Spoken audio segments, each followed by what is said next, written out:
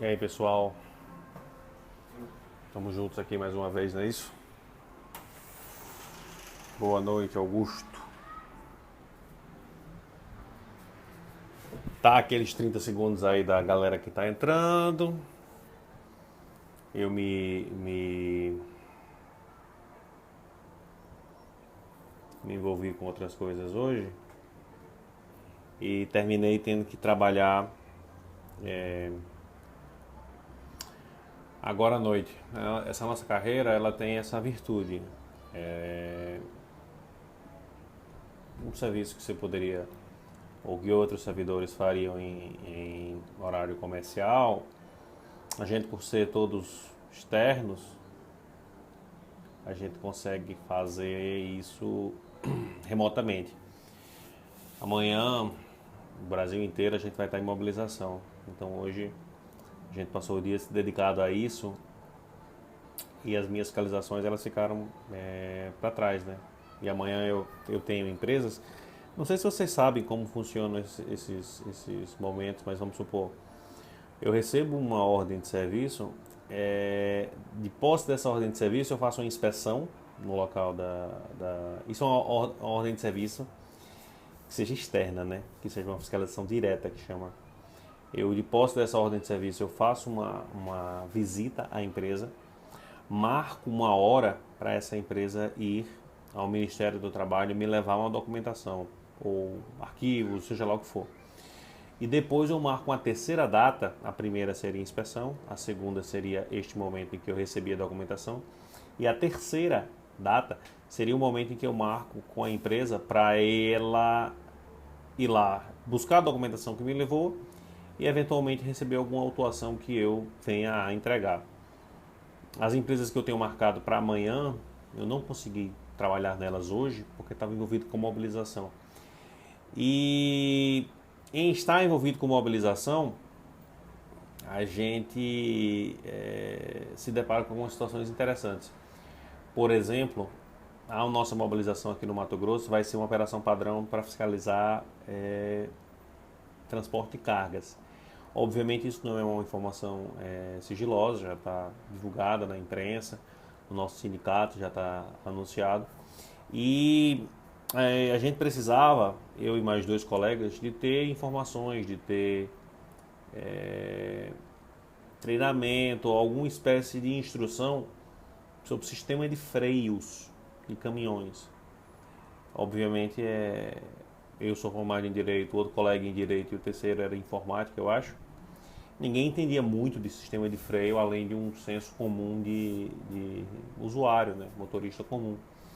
E aí a gente conseguiu dois mecânicos para ir hoje nos ensinar como é que se verificava um sistema de freio de um caminhão, como verificar se o sistema de freio tem alguma espécie de bypass, como ver se o sistema de condução, de direção, barra de direção, etc., tem alguma espécie de burla, para que a gente consiga fazer uma fiscalização melhor. Então, nesse ponto é muito interessante a gente ter essa perspectiva de alguém que é de dentro e que nos gentilmente nos oferta seu conhecimento. É muito bacana isso aí, porque a gente não tem conhecimento para fiscalizar tudo. Então, a gente depende de ter aqui ou ali alguma fonte de estudo, seja alguma pessoa que nos ensine, seja alguma literatura, um próprio curso que o Ministério do Trabalho nos repasse, para a gente conhecer tecnicamente como as coisas funcionam. Não tem como você conhecer tecnicamente sobre tudo. E como eu falei ontem, são 36 NR. É inviável você dominar todo esse conhecimento.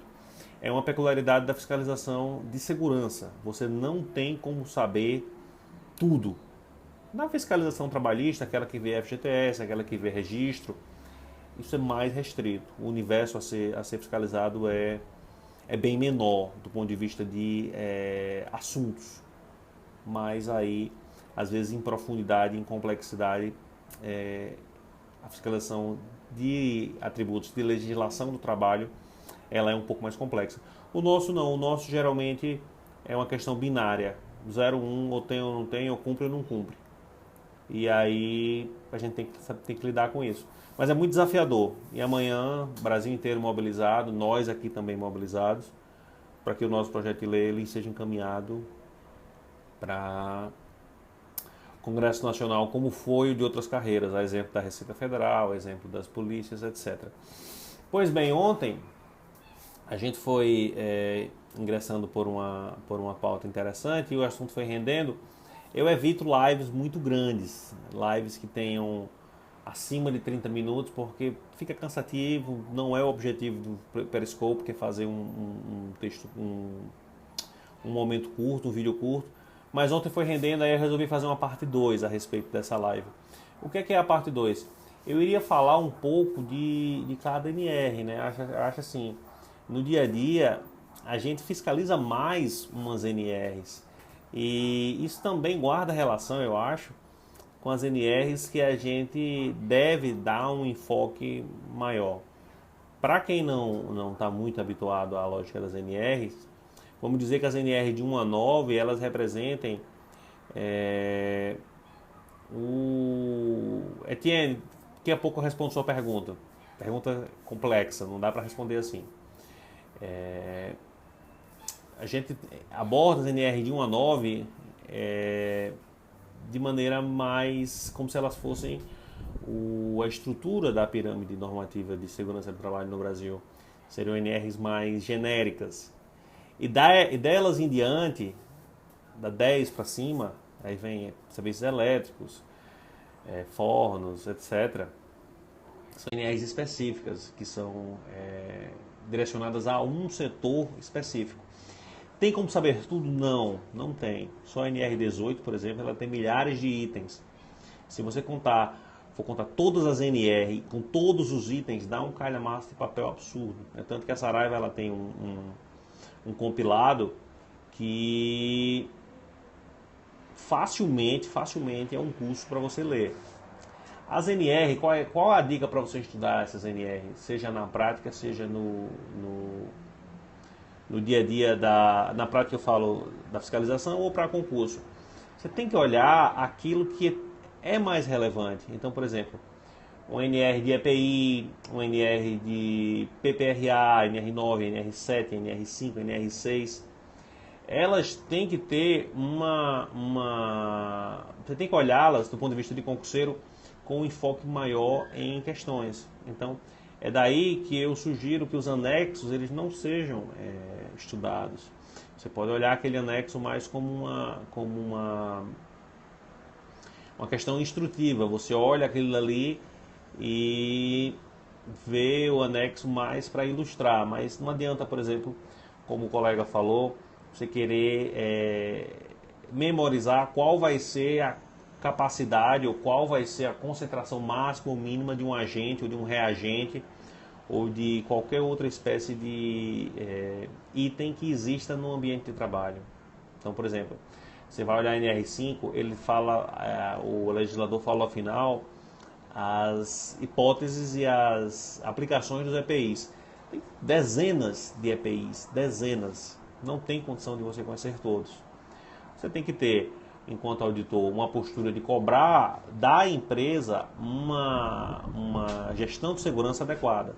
Então, quem define o EPI? Quem define o EPI é o PPRA da empresa, que provavelmente deve ser feito por um médico ou engenheiro do trabalho, ou um SESMIT, ou uma consultoria. Meramente o auditor chega, olha o PPRA, verifica, por exemplo, que há um risco, por exemplo, para ruído. Nesse risco para ruído, ele prevê também que há uma proteção coletiva para alguns trabalhadores e para outros uma proteção individual. Meramente a gente vai cobrar a aplicação disso. Lógico, considerando que o PPRA ele tenha uma prescrição adequada. Então vamos supor, eu cheguei numa empresa em Manaus, era uma espécie de metalúrgica, uma forja. Eles trabalhavam com fornos e com umas espécies de bobinas que produziam um ruído absurdo. Ora, a minha conversa aqui com vocês, se a gente tivesse um decibelímetro aqui, ela estaria dando aí talvez 80, 70 decibéis.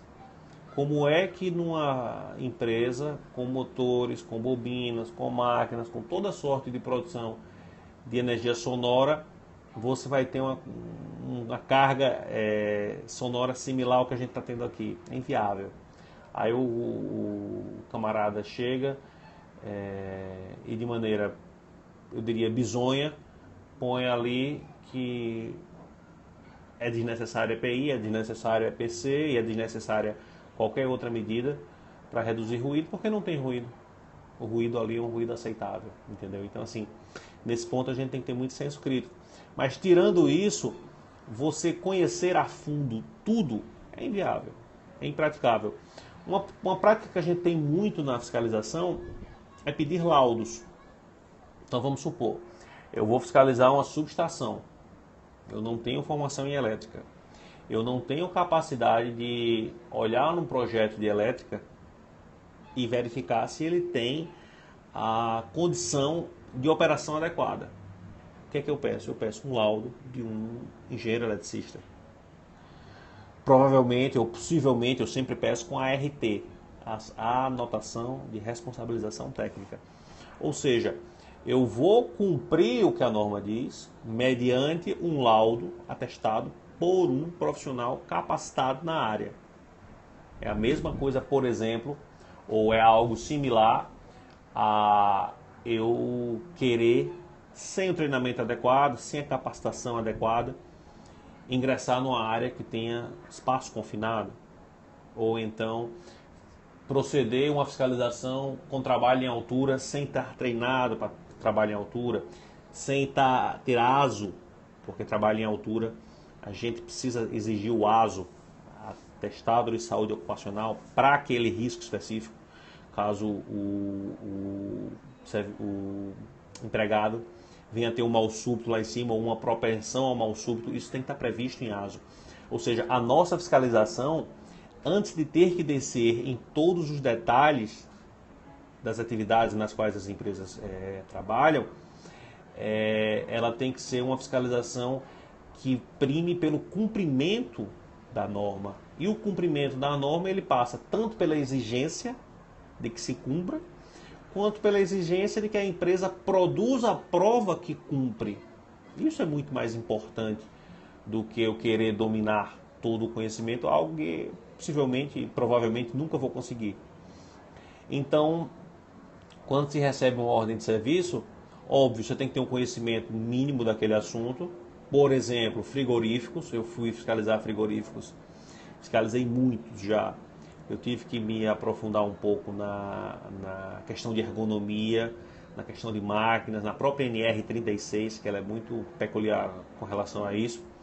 E uma vez fiscalizando, vamos em busca de entender como o processo daquela empresa se desenvolve e em que ponto eles cumprem ou não cumprem as normas.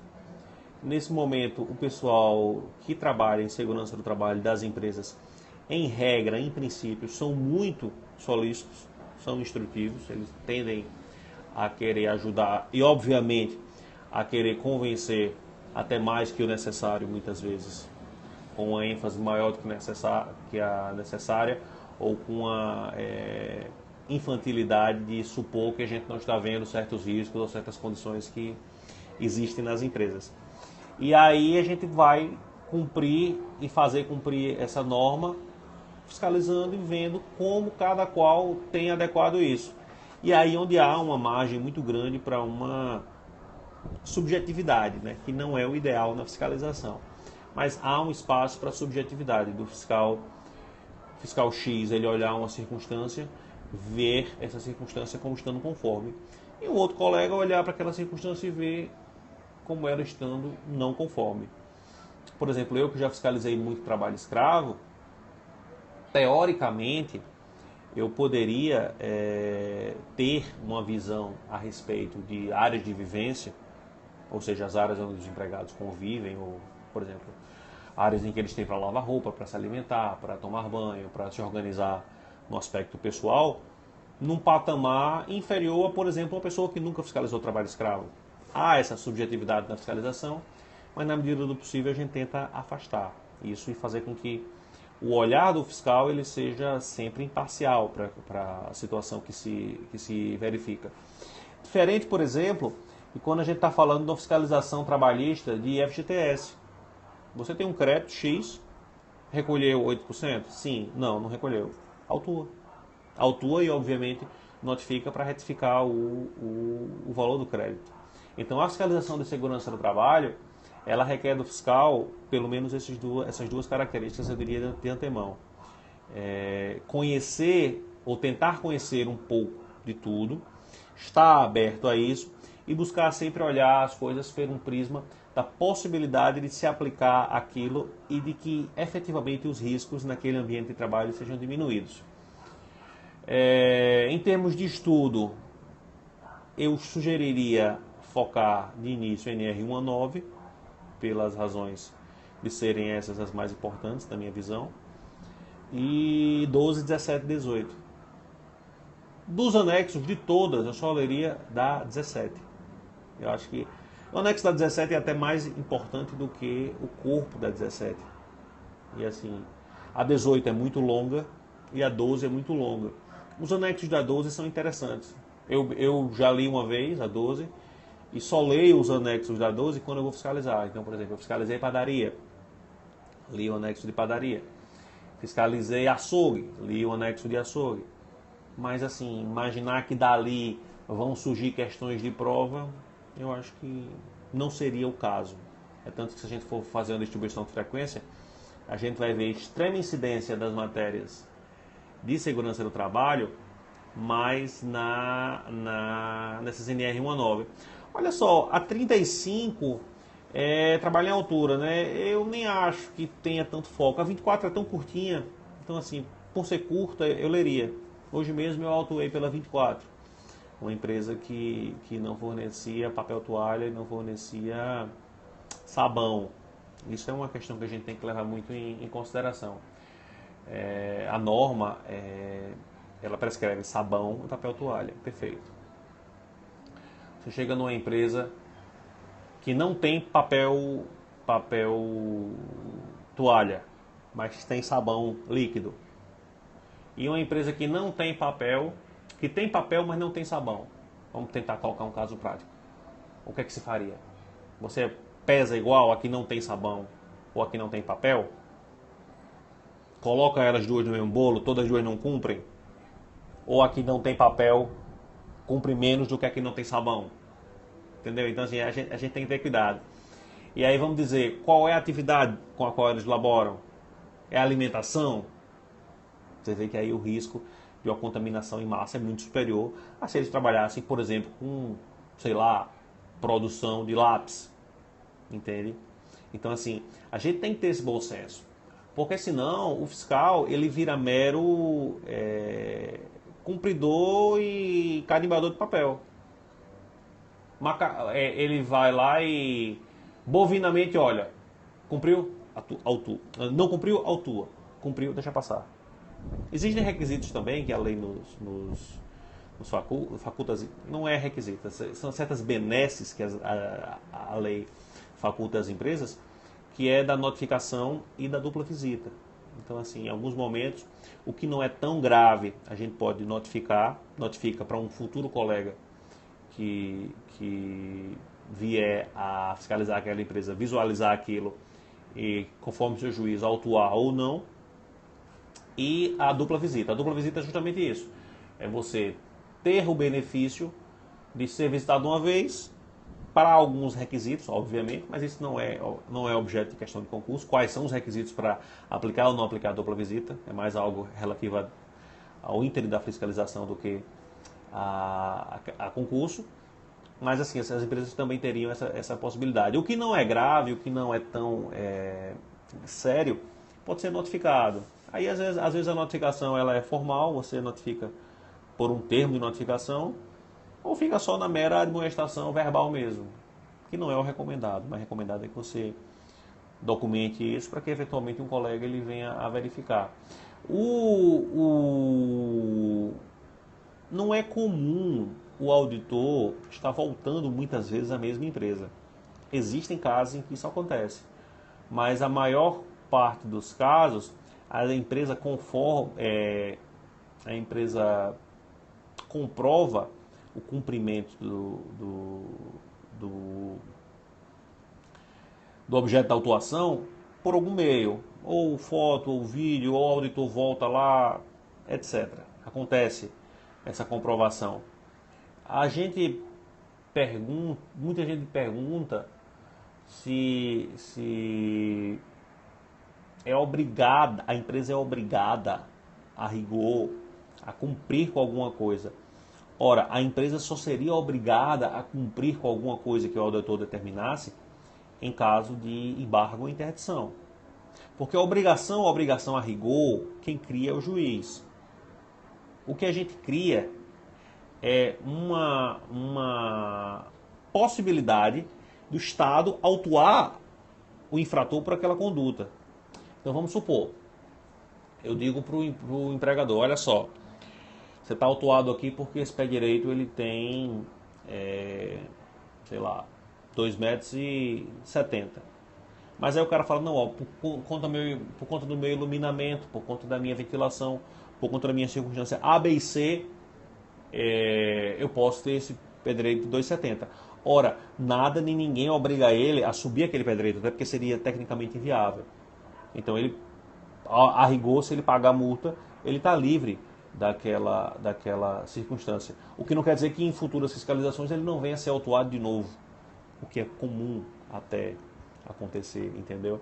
Agora, quando você, por meio de uma interdição ou embargo, você determina a parada de uma atividade, de um setor, de uma obra, seja do que for, e você impõe condições óbvias, obviamente, que tenham razão de ser dentro de um mínimo de razoabilidade, sob pena de desobediência, o cara só vai poder retomar aquela atividade uma vez cumprida aquela obrigação. Diferente da mera irregularidade. A mera irregularidade ela pode permanecer como tal, se assim desejar o fiscalizado. O que não obsta, naturalmente, a fiscalização de reiteradas vezes voltar ali naquele ambiente de trabalho e verificar aquilo. Então, é muito comum, por exemplo, empresas que são reiteradamente descumpridoras da legislação. Seja por aquela análise que eu fiz de custo-benefício, que eu falei ontem de custo-benefício, seja porque os caras são desorganizados mesmo, seja porque simplesmente o cara não quer cumprir. E se ele não quer cumprir, tem o que fazer. A reincidência, ela é causa de majoração, tá? O CLT fala isso, mas se a gente for olhar a discussão por um prisma de tarifar o risco, ou seja, o cara paga para se ver livre da fiscalização, o cara paga a multa e tchau, ainda assim a gente não vai conseguir fazer com que o cara cumpra. Prazo para adequação é alguma coisa a se pensar a depender do caso. O auditor ele pode conceder isso. Agora, tem que ser visto com muito cuidado, porque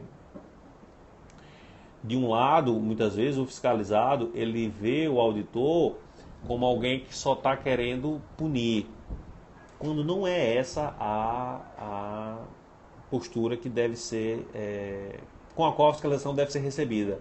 A fiscalização não tem interesse unicamente em punir.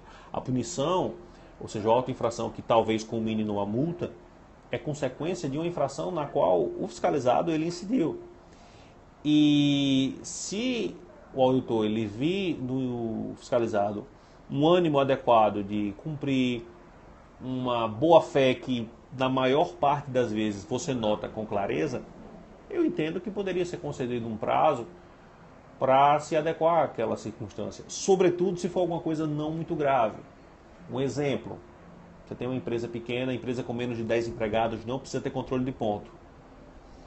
Aí, uma empresa com menos de 10 empregados, a norma fala que ela tem que ter quadro de horário. Aí o cara fala, pô, eu não tenho quadro de horário. Aí você chega lá e mete a caneta no cara por conta de um quadro de horário. Se você fizer isso, você não vai estar errado. Mas também se o cara disser, não, porque eu abri tem pouco tempo, tal, eu não estou muito bem organizado, será que você não pode me dar 2 dias para providenciar um quadro de horário?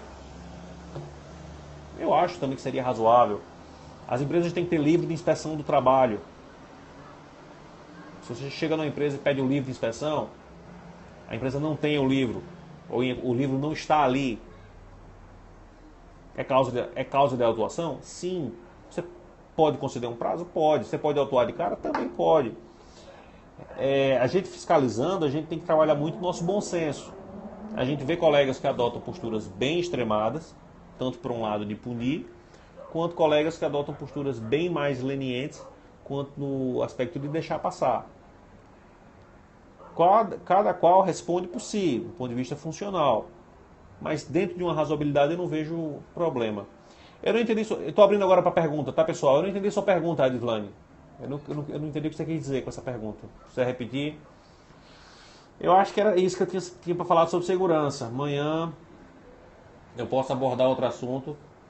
Fiscalização rural, fiscalização boa também de se abordar. Aí, abertos para perguntas agora.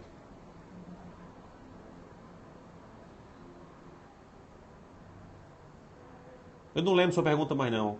Como fiscaliza, por exemplo, a indústria química limite de tolerância de um agente químico? Olha só, o auditor fiscal, embora a norma fale, a gente não faz medição de qualquer espécie de agente, de risco ou qualquer coisa no âmbito da empresa. A gente pede que a empresa providencie.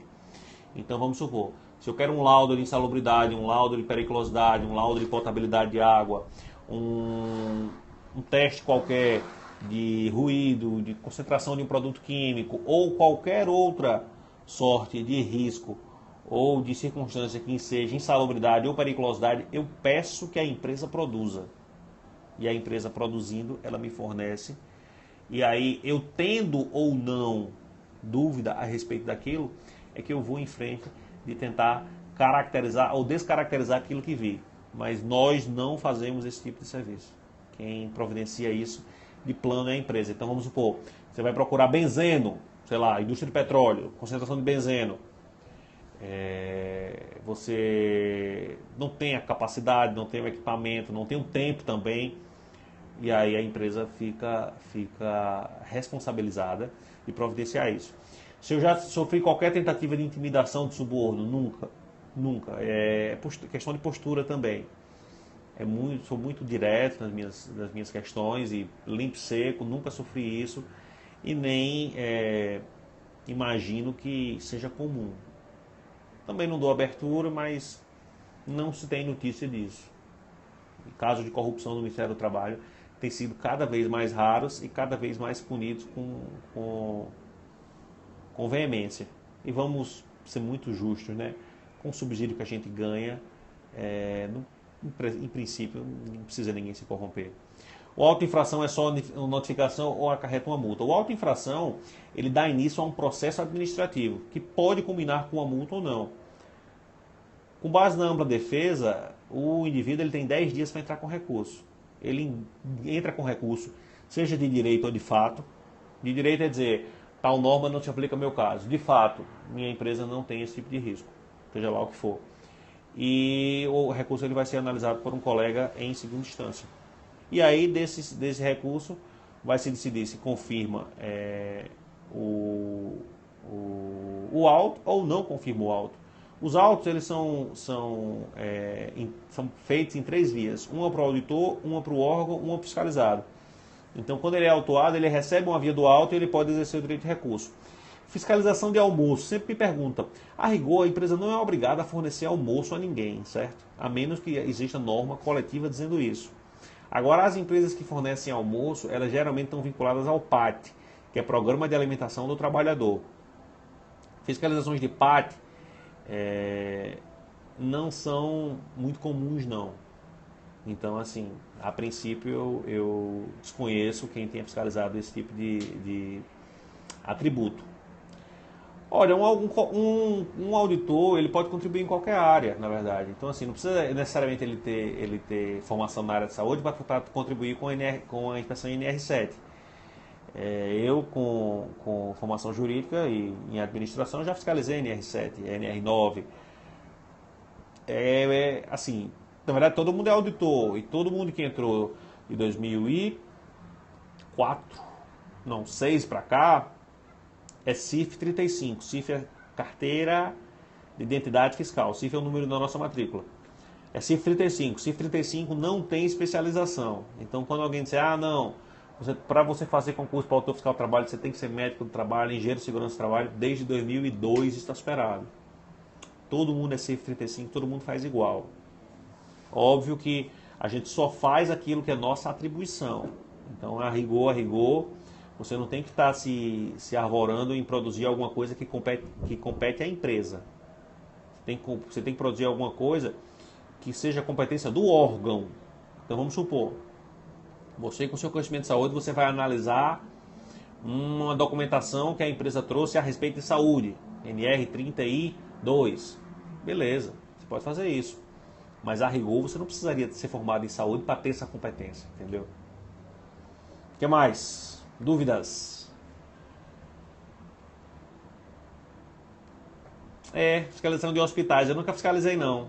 Mas se eu não me engano é NR32. 32, 33... 32 eu acho. Não tenho muita certeza não. Tem tempo que eu não olho para ela. É isso, pessoal. Acho que não há mais dúvidas. Segunda-feira sempre cai parecer de auditoria. Nunca caiu parecer de auditoria. É 32, né, Fernanda? Então é isso mesmo.